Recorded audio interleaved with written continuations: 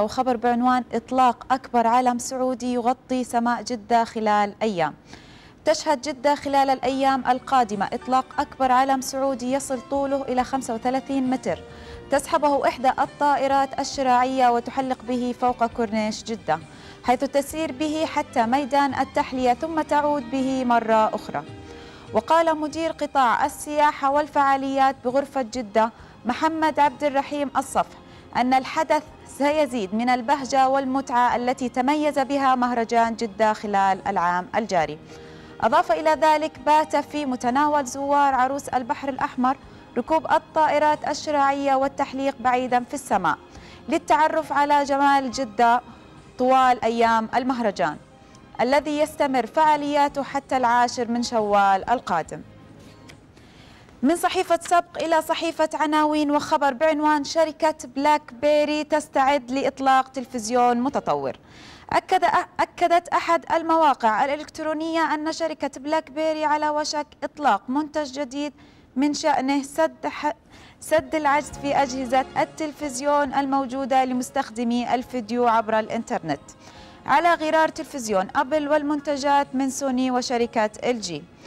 ويضمن المنتج الجديد من بلاك بيري وصول الأجهزة لمستخدم الشبكة اللاسلكية لأنه يشتمل على تطبيقات تسمح لهم بالاتصال بخدمات مثل آي بلاير BBC. وقد ركزت شركة بلاك بيري على جعل منتجاتها تصل للشيء الذي لم يكن متاحا من قبل. انتقالا وصحيفة الوئام نقلت لنا خبر وعنوان فيسبوك يطلق تطبيقا جديدا للهواتف المحمولة. تطبيق جديد للهواتف المحمولة أطلقه موقع فيسبوك مؤخرا ويستهدف جميع الهواتف المحمولة التي يمكنها تنزيل تطبيقات جافة. فيسبوك يسعى من خلال هذا التطبيق إلى جذب مستخدمي الهواتف المحمولة عبر التواجد على هواتف أخرى غير آيفون وأندرويد. ويتضمن مغذي الأخبار وصندوق الرسائل الواردة أيضا إمكانية رفع ومشاركة الصور من الهاتف المحمول مباشرة. انتقالا وخبر أونلاين نقلت لنا خبر وعنوان الطماطم تقي من الإصابة بمرض السرطان. قالت أستاذة بجمعية التغذية في بريطانيا أن الطماطم الغنية بالمعادن والتي تمت زراعتها بطريقة صحية لها دور كبير في مكافحة السرطان، كما أنها تلعب دورا مهما في زيادة فعالية الجهاز المناعي لدى الإنسان، أيضا الحفاظ على سلامة الغدة الدرقية. أضافت أيضا أن الطماطم تحتوي على مادة قوية مضادة للأكسدة تقوم على خفض مخاطر الإصابة بالسرطان لا سمح الله، وكذلك تزيد من قدرة الجهاز المناعي لدى الإنسان خاصة إذا تم زرع الطماطم في تربة زراعية خصبة مليئة بالمعادن ذات تركيزات منخفضة من المياه. وصولا وخبر الشموع المعطرة أكثر خطرا من السجائر.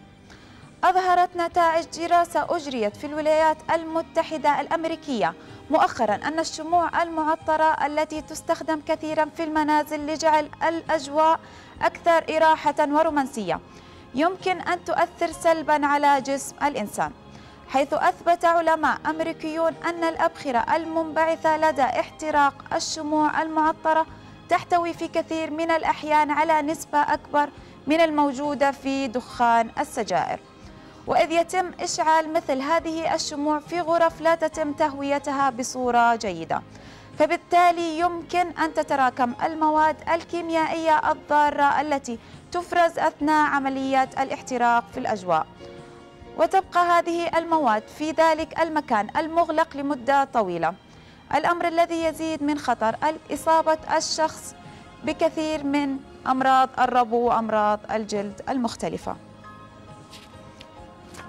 أخيرا وخبر بعنوان صيني فكر طويلا بالانتحار مما دفع آخر لقذفه من فوق السور. نقلته لنا صحيفة المعروف. إيش رأيكم بهالخبر؟ والله مشكلة.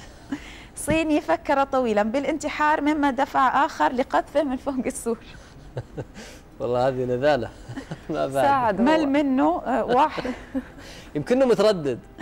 هو متردد. إيش صار؟ إيش القصة تقول؟ واقف على جسر مرور، موقف حركة السير 5 ساعات.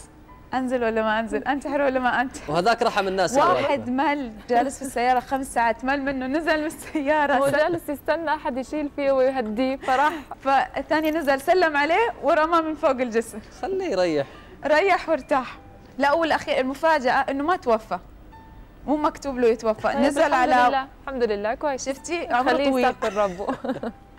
نزل على وساده هوائيه من الطوارئ كانت مجهزتها، بس اصابه شويه رضوض، ما توفى يعني. بس هو رفع ضغط العالم 5 ساعات موقف الجسر انه انتحر ولا ما انتحر. و5 ساعات العالم واقفه. ما هذا نزل من السياره اللي دف ونزل طفشان، طلعت روحه يا حرام. قام سلم عليه ورماه، يلا مو تبغى تنتحر يلا السلام. تفضل يا المشكله عارفه بهذا اللي دفه تروح في قتل. مع انه ثاني هو اللي يبغى، ما هو اللي يبغى، بس طبعا بإجازة الثاني ما راح يقولوا هذا كان يبغى، ممكن كان واقف كذا بس الحمد لله انه ما مات. اي الحمد لله عمره طويل. صحيح. يعطيكم الف عافيه. اعزائنا المشاهدين اشكركم على حسن المتابعه، اشوفكم ان شاء الله يوم السبت في اخبار جديده طريفه من الصحافه الالكترونيه. ننتقل فيصل بنان نستكمل باقي فقرات صباح السعوديه، مع السلامه. يعطيك العافيه يا منى. شكرا يا منى. لان مشاهدينا الكرام شاهدنا الاخبار من صحافتنا الالكترونيه، ومعنا ان شاء الله الكثير من فقراتنا في صباح السعوديه ان شاء الله. وحديثنا الان عن الضغوط في العمل. هذه الضغوط هي وليدة بيئتها، فهي تصحبك تبعا للمكان الذي تعيش فيه وتلازمك حسب العمل الذي تقوم به. فما طرق التعامل الفعال مع ضغوط العمل